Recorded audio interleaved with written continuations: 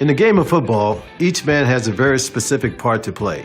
Quarterbacks throw, receivers catch, tackles blocks, and backs run. As a receiver, I was responsible for blocking my man on a run play and running good, clean routes on a pass play. It was the right thing to do. It was what your teammates expected of you, and it was what it took to win.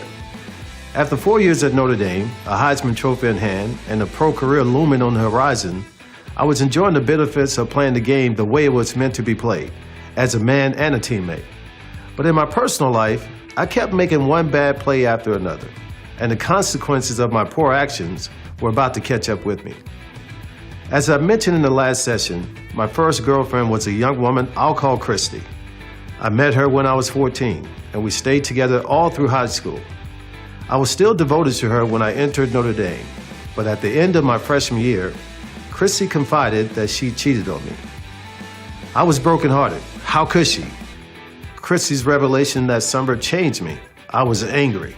When I returned to campus in the fall, I did little to pursue a relationship with the Lord.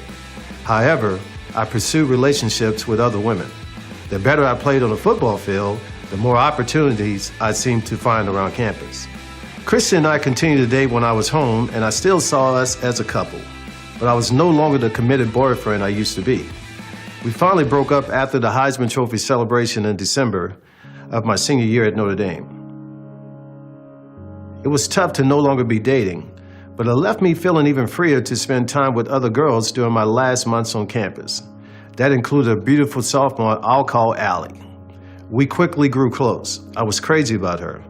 On a May afternoon just before my graduation ceremony, I drove Allie to the bus stop in South Bend so she could go back to her home in New Jersey. Just before she got on the bus, she handed me a note. She told me to wait until I got back to my room to read it. I kissed Allie goodbye, watched the bus drive off, and I sat in my car in the parking lot. I was too curious about the note to wait, so I unfolded the paper. I could barely wrap my mind around the words I read. Allie was going to have a baby. Our baby. I was 21 years old and definitely not ready for the responsibilities of being a father. Right after my first season with the Raiders, I told my mom what was happening.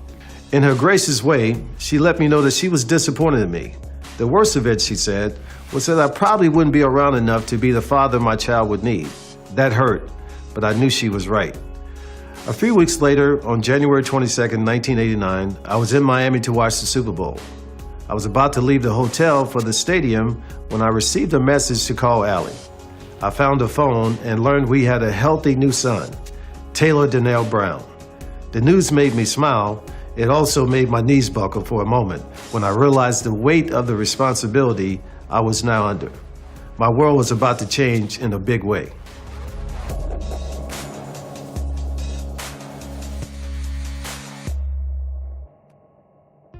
It wasn't until several days after I played in the Pro Bowl that I was able to fly to Newark and see Taylor and Allie. I never forget that moment of holding Taylor in my arms and looking into his eyes for the first time. He was a beautiful little guy. It was mind-blowing. Suddenly, it was real. As I held my new baby, my mother's words came back to me. I knew I could stay for only a couple of days. Here I was, responsible for bringing this new life into the world, and I wasn't going to be around him to raise him. Who was going to be the father figure in his life? Who would be there to help him not go down a destructive path? A couple of months later, I heard that Newark was the worst city in America to raise an African-American boy. That report gave me an idea.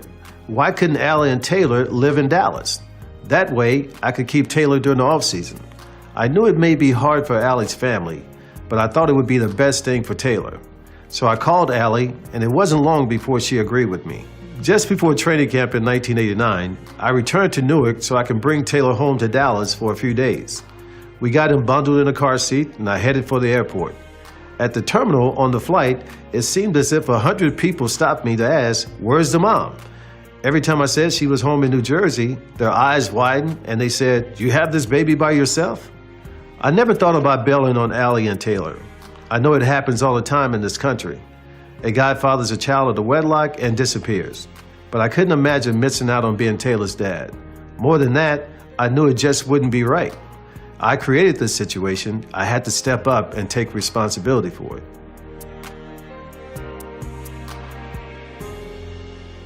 Many men today have a huge problem with taking responsibility for their actions. They make a mistake, whether it's taking a wrong turn on the road or cheating on their wives, and their response is out of whack. They make up excuses. They blame others. They lie about it. They pretend it didn't happen. They don't admit they messed up, and then they work double time to clean up the mess. It's been an issue for men from the beginning. In the Garden of Eden, Adam tried to blame Eve after the two of them disobeyed God and took a bite of the forbidden fruit. Even worse, Adam suggested God was to blame for his mistake. He said, "The woman you put here with me, she gave me some fruit from the tree, and I ate it."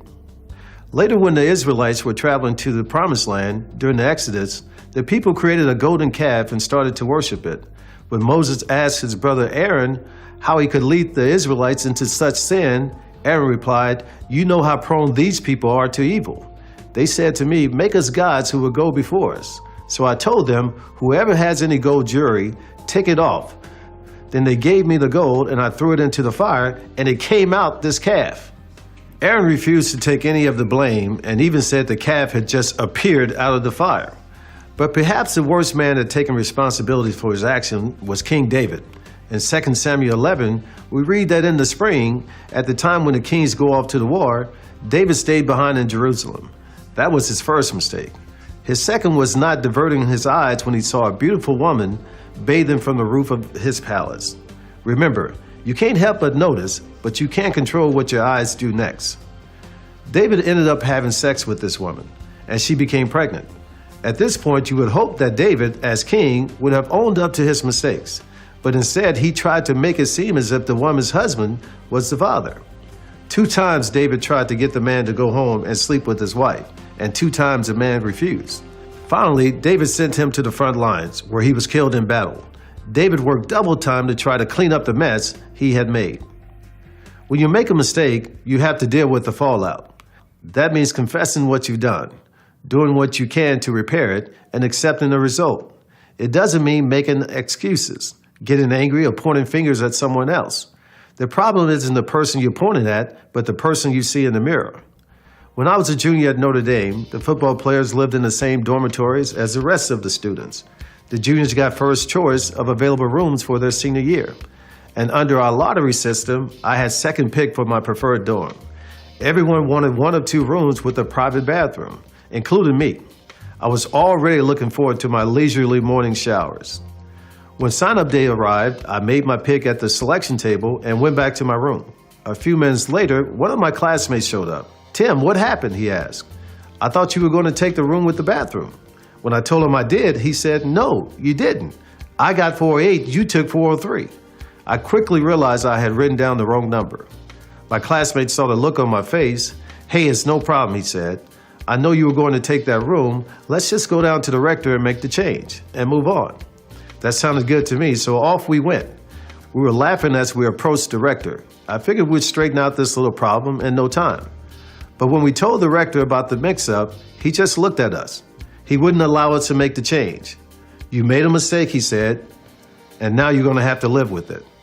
The rector even told us that there would be consequences if we tried to change the rooms without telling anyone. Did that seem rigid and unfair at the time? Yes, it did.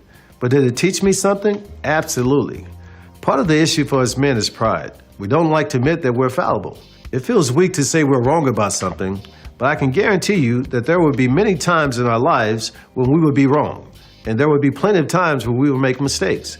We might as well decide now how we're going to handle it when it happens.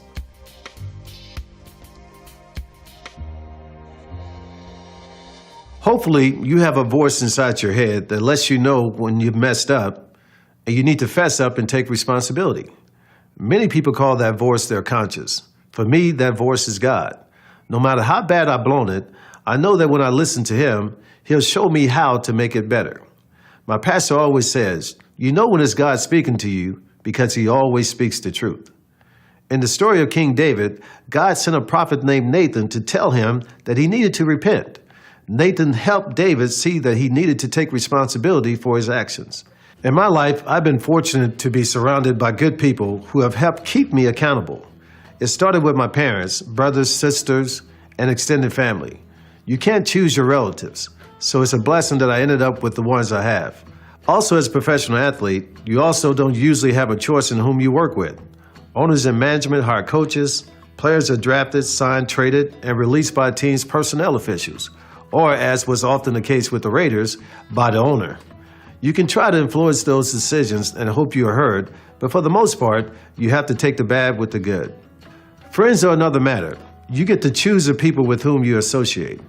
Those decisions are critical because a quality friend will give you someone to confide in and advise you, someone to share the good times with, and someone to rely on when you're in trouble. A quality friend would help you take responsibility and call you out when you make a mistake. In my life, Chester McLaughlin was that friend.